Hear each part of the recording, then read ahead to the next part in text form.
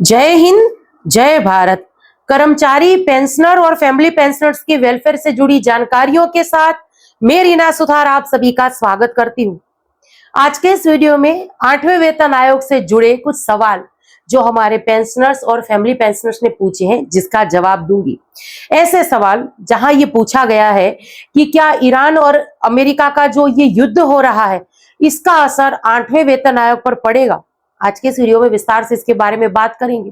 ये और इसके साथ साथ 8वें वेतन आयोग को लेकर ये सवाल पूछा जा रहा है कि 8वें वेतन आयोग में हमारी सैलरी और पेंशन में कैसे बढ़ोतरी होगी, तो ये देखेंगे आज के इस वीडियो में। और इसके साथ साथ कुछ कमेंट्स मैंने शामिल किए हैं, जिनके माध्यम से हमारे पेंशनर्स और फैमिली पेंशनर्स ने अपनी पेंशन संबंधी समस्याओं को पूछा है। तो चलिए, इसी जानकारी के लिए आज के इस वीडियो में आगे बढ़ते हुए आप सभी से निवेदन है कि वीडियो में अंत तक बने रहिएगा। इस चैनल के माध्यम से दी गई जानकारी अगर आप सभी लोगों के लिए यूजफुल रह रही है तो लाइक और शेयर कर दीजिएगा। चैनल से जुड़ने के लिए चैनल को सब्सक्राइब कर दीजिएगा, नोटिफिकेशन ऑन रखिएगा ताकि हर एक वीडियो की अपडेट आप लोगों तक पहुंचती रहे। और इस वीडियो को हाइप जरूर से कर दीजिएगा। चलिए, इसी के साथ आज के इस वीडियो की शुरुआत कुछ कमेंट्स के साथ करती हूँ।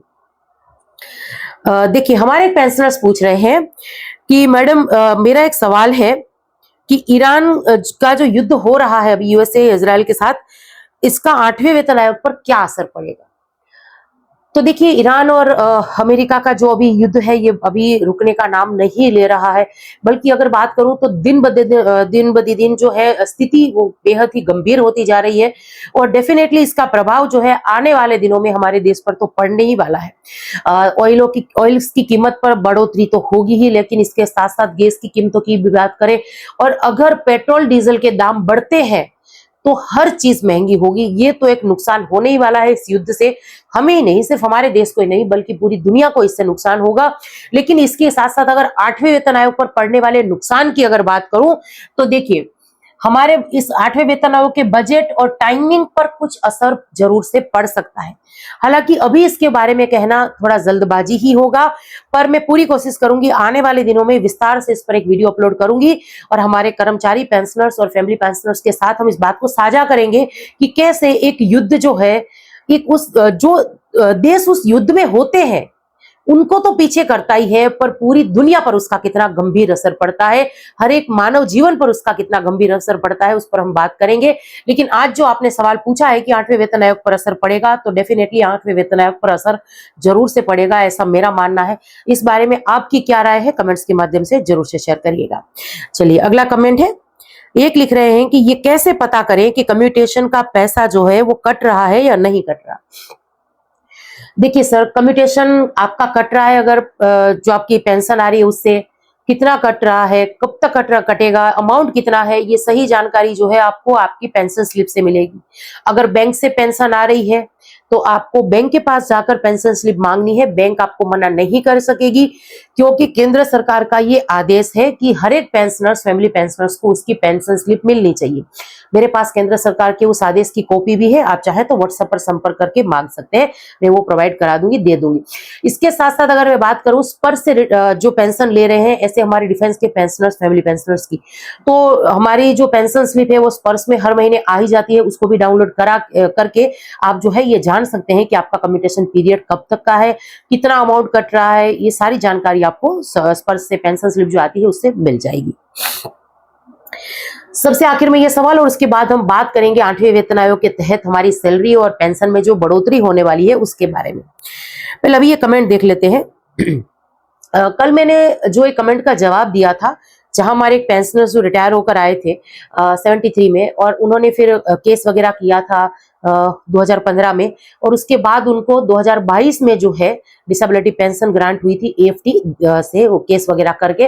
तो उसमें उसके बारे में जब मैंने जानकारी शेयर की थी, बात की थी, तो मुझे ये कमेंट आज देखिए वीडियो में आया है। तो हमारे एक दूसरे जो पेंशनर्स है वो यहाँ लिख रहे हैं कि 12 फरवरी 2026 का जजमेंट है जो माननीय सुप्रीम कोर्ट का, जहां पर जो है डिसेबिलिटी पेंशन को लेकर बात की गई है कि डिसेबिलिटी पेंशन जो है डेट ऑफ डिस्चार्ज से मिलनी चाहिए।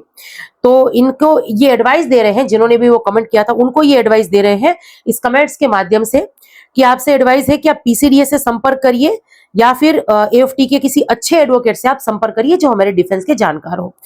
तो देखिए सर, क्योंकि जो यहाँ पर आपने जो लिखा है इस कमेंट में कि हमारे उस पेंशनर्स को जिनको कोर्ट केस के बाद डिसेबिलिटी ग्रांट हुई है वो पीसीडीएस पर से संपर्क करेंगे तो कोई फायदा नहीं होगा, ना ही सीपी ग्राम पर कंप्लेन करने से फायदा होगा। क्योंकि अगर कोर्ट के ऑर्डर में लिखा है, एफटी के कोर्ट के ऑर्डर में लिखा है कि उनको 2012 से ये जो डिसेबिलिटी पेंशन है वो मिलनी है, तो फिर उसको स्पर्श या पीसीडी अपने तरफ से ठीक नहीं करेगा। आपने ये जो कहा है कि किसी एफटी के किसी एडवोकेट से संपर्क करना या माननीय सुप्रीम कोर्ट के एडवोकेट से संपर्क करना, तो इसके लिए मैं कहूंगी कि बिल्कुल जब मैंने कमेंट के बारे में बात की थी तभी भी मैंने यही कहा था कि आप किसी अच्छे एडवोकेट की, जो एफटी के एडवोकेट हैं, हमारे डिफेंस के अच्छे जानकार हैं, हमारे डिफेंस के भी अच्छे एडवोकेट हैं जो जिसको हम भी जानते हैं, आप चाहे तो नंबर भी वगैरह भी हम शेयर कर देंगे, तो उनसे आप राय इसको लेकर ले सकते हैं और आपका कंफ्यूजन जो है उसको दूर कर सकते हैं। और इसीलिए देखिए मैंने जो लीगल एडवाइस है इसके लिए एक व्हाट्सएप ग्रुप शुरू किया है। कोई भी हमारे ऐसे पेंशनर, फैमिली पेंशनर्स या सेंट्रल गवर्नमेंट के अगर पेंशनर्स, फैमिली पेंशनर्स है तो उस ग्रुप को ज्वाइन कर सकते हैं, आपको बिल्कुल फ्री जो है लीगल एडवाइस मिल जाएगी। चलिए इसी के साथ सबसे आखिर में हम बात करते हैं 8वें वेतन आयोग की। यानी 8वें वेतन आयोग के गठन की देखिए सुगबुगाहट तेज है, यानी गठन तो उसका हो ही चुका है। 8वें वेतन आयोग की जो कमेटी है उसने अपना कामकाज भी शुरू कर दिया है। लेकिन आज हम उन 6 बड़े मुद्दों की बात करेंगे जो न केवल आपकी सैलरी बढ़ाएंगे बल्कि आपके परिवार की आर्थिक सुरक्षा को भी नया आयाम देंगे। यहां पर देखिए सबसे पहले बात होगी फिटमेंट फैक्टर और न्यूनतम वेतन की। देखिए सबसे पहला मुद्दा यही है फिटमेंट फैक्टर, क्योंकि इसी से हमारी सैलरी या पेंशन में या अलाउंसेस में अच्छी खासी बढ़ोतरी संभव है। तो अभी फिटमेंट फैक्टर देखिए 2.57 से बढ़ाकर 3.68 करने की मांग जो है ये रखी जा चुकी है। अगर ऐसा होता है तो न्यूनतम मूल वेतन जो है 18,000 से सीधे 26,000 के पार जा सकता है, यानी सीधे आपकी बेसिक पे में जबरदस्त उछाल आ जाएगा। अब बात करें अगर फैमिली पेंशनर्स और अतिरिक्त लाभ की, यानी फैमिली पेंशन और एडिशनल पेंशन की, तो देखिए फैमिली पेंशनर्स और इसके साथ साथ 65 साल की आयु जिसकी हो जाती है उनको एडिशनल पेंशन का जो मुद्दा है ये भी 8वें वेतन आयोग में काफी मायने रखता है और संवेदनशील मुद्दा है। तो ऐसे में फैमिली पेंशन और अतिरिक्त पेंशन यानी एडिशनल पेंशन का मुद्दा जो है, उम्मीद करते हैं कि 8वें वेतन आयोग की कमेटी सही तरीके से अपनी सिफारिशों में इसको शामिल करके केंद्र सरकार के सामने रखेगी। अब वर्तमान में अतिरिक्त पेंशन का लाभ जो है यानी एडिशनल पेंशन का लाभ जो है 80 वर्ष की आयु में मिलता है, जिसे घटाकर 65 या 70 वर्ष से करने का प्रस्ताव है।